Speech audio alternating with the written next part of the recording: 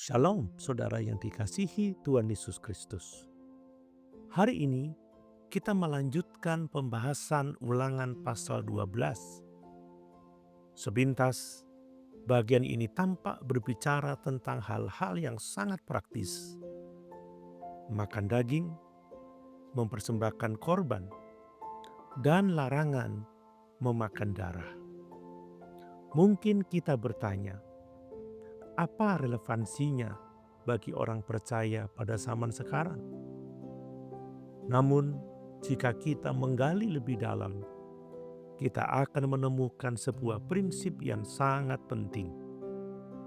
Tuhan tidak hanya peduli pada saat kita beribadah di rumah Tuhan.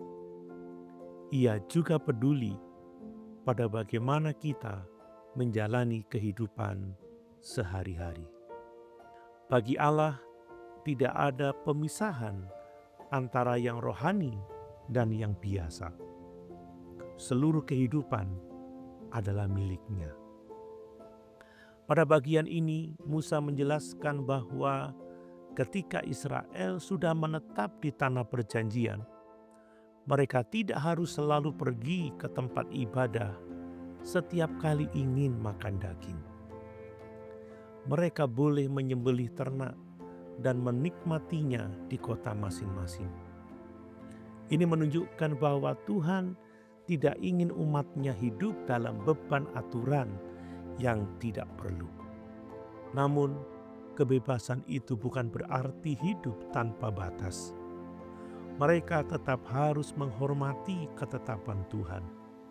Saudara, ini mengajarkan bahwa Allah memberikan kebebasan, tetapi kebebasan itu selalu berada di dalam kehendak-Nya.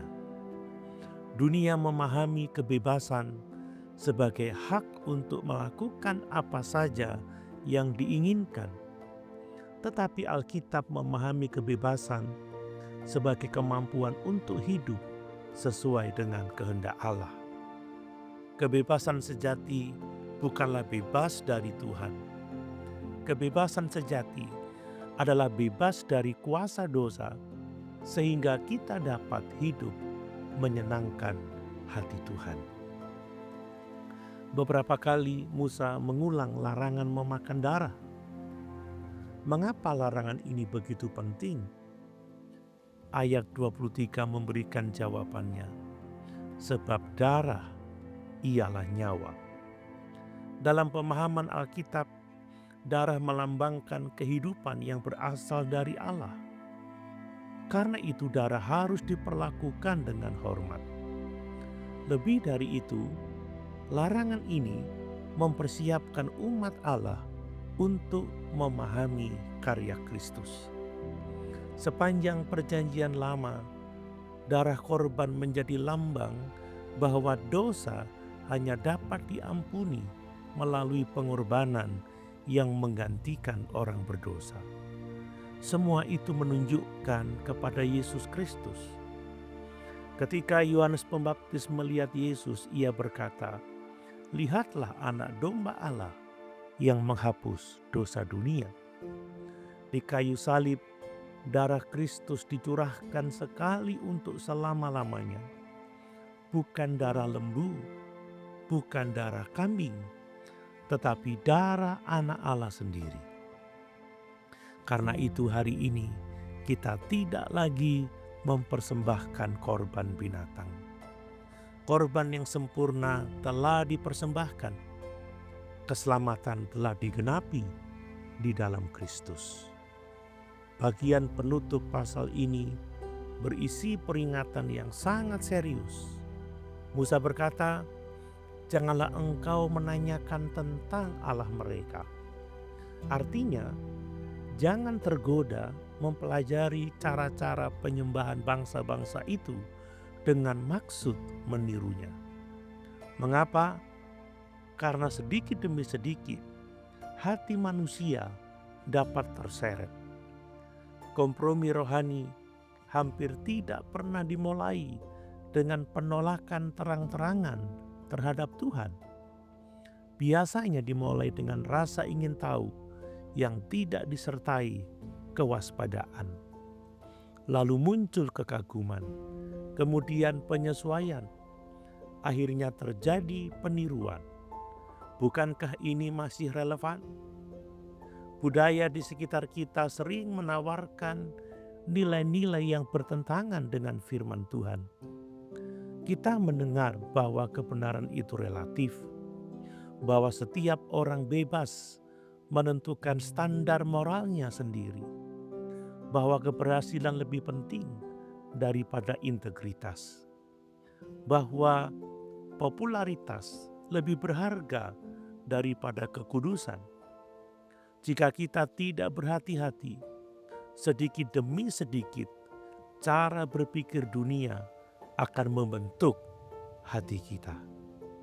Karena itu Rasul Paulus berkata, "Janganlah kamu menjadi serupa dengan dunia ini, tetapi berubahlah oleh pembaruan budimu."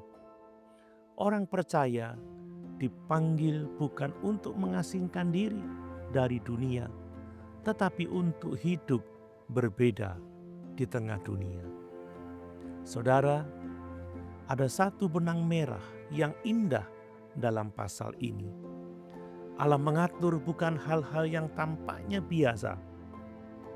Makan, menyembelih, mempersembahkan korban, karena seluruh hidup umat adalah miliknya. Di dalam Kristus prinsip ini menjadi semakin jelas.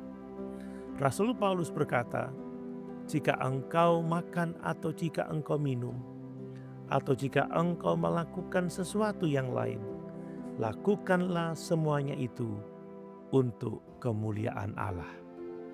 Perhatikan, bahkan makan dan minum dapat menjadi ibadah. Artinya, kekristenan bukan hanya tentang hari Minggu, bukan hanya tentang pelayanan, bukan hanya tentang doa. Kekristenan menyentuh cara kita bekerja, cara kita menggunakan uang, cara kita memperlakukan pasangan dan anak-anak, cara kita berbicara, cara kita menggunakan media sosial, cara kita mengelola waktu. Semua itu adalah bagian dari penyembahan kepada Allah. Ketika Kristus menjadi Tuhan atas seluruh hidup kita, tidak ada lagi bagian kehidupan yang berada di luar kekuasaannya. Renungan hari ini mengajarkan bahwa Allah memanggil kita untuk hidup kudus, bukan hanya di dalam ibadah, tetapi juga dalam seluruh kehidupan sehari-hari.